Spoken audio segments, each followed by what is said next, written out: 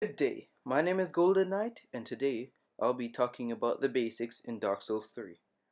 I'll be giving you a quick rundown on how things work in the game. I'll also be teaching you tips that can be useful and things to look out for while you're exploring the Nightmarish land. As a side note, I am fairly new to the YouTube content video making process, so if you liked what you've heard, I'd greatly appreciate your show of support. Without further ado, let's begin.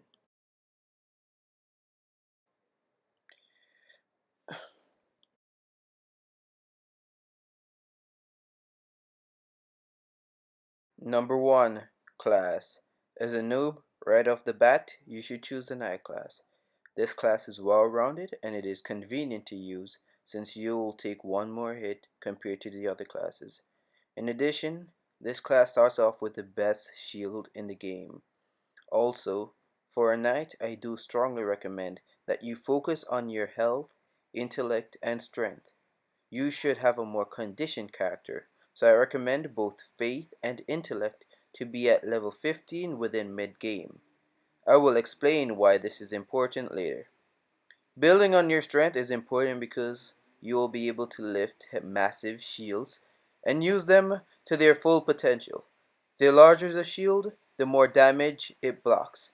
I made the mistake of investing in the wrong specs and ended up suffering the consequences.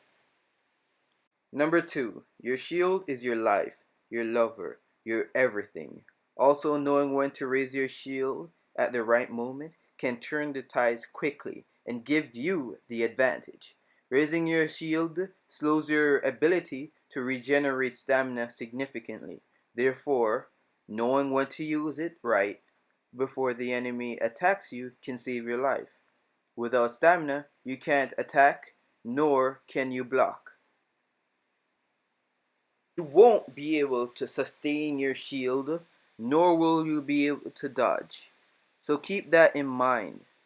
A trick I used to sustain my shield was to tap on the trigger.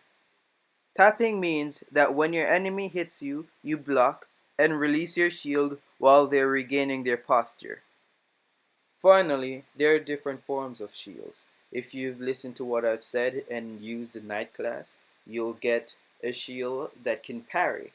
This basically counters the enemy's attack, as you can see in the video. So, it can come in handy when you need it. Number 3. Ember. Ember can be used to get help from other players in the game. However, if you want to fight a boss solo, it can be used as an extra Estus flask. It fills your health bar to the max and adds an extra 15 to 20% worth of health to your original health. Be wary that once you use it, dying will remove the buff. In addition, use it sparingly. They are not very common. There will be times when you need it, but you will not have any more in stock, so be mindful of your usage. It can be used in mid-battle when bosses transform. It is a table turner because I use it during the transformation of the boss. The boss becomes more aggressive and deals more damage, having your health bar raised to the maximum, and some will be a good use to you. Number 4, short attacks. Short attacks are what you'll be using 90% of the time in the game. The reason I use this as a bullet point in the number system is basically warning you that super attacks and heavy attacks are extremely taxing and give you a vulnerable basically interval of time to where the enemy could attack you. So be wary of using basically super attacks and heavy attacks. Short attacks are really what you should be using all the time. Number 5, dodging and rolling. Dodging and rolling is extremely important. The reason I'm laughing is because it's a few of the first things you'll be learning, and I just want to stress how important it will be. And in addition to this, you'll also be using this to get out of very sticky situation. Usually, when you die, you are placed back at the beginning and fighting against all those enemies that you've treacherously fought before is extremely tiring. So using a dodging and rolling is a lifesaver and a time saver. So always use dodging and rolling. It is very crucial to use. Number 6, kicking. Kicking is just as I've stated, kicking. It is using the L1 and front stick button simultaneously to perform a kicking motion, and this could come in handy basically 1% of the time, because usually you'll be using it on accident when you try to use a short attack, and sometimes you'll die kicking the boss in accident when you never intended on it. So be wary of that, but it does come in handy when fighting an enemy that does use a shield, because it kicks open the shield and gives you an opening for a front critical damage, which can be useful.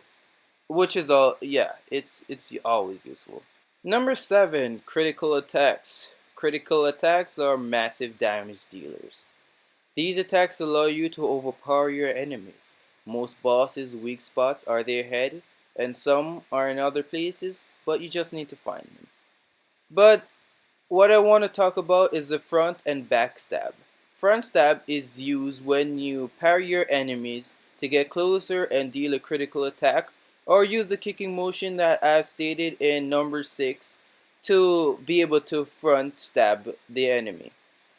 A backstab is very easy to perform because it's basically going behind the enemy and performing the backstab. It is also very, very vital. Well, not really vital. It's basically it comes in handy a lot of times, basically. Finally, number 8, parrying. Parrying is perfectly timing your opponent's attack and countering it with the L2 button to create an opening for your critical attack. There are shields designated to perform these forms of attack. For example, by reading the description of the shield that you've possessed, it states what form of countering the shield is appropriate for. If it says parrying, then it parries. As stated in the previous number list, parrying can be extremely useful in many cases. So remember to use it whenever you can. And also,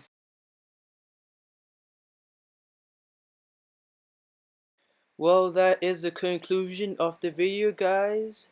If anything that I've said came out useful or you've liked it, well, maybe you should show some a form of appreciation to me somehow. I don't know. Just show me some love, and I'll see you next time.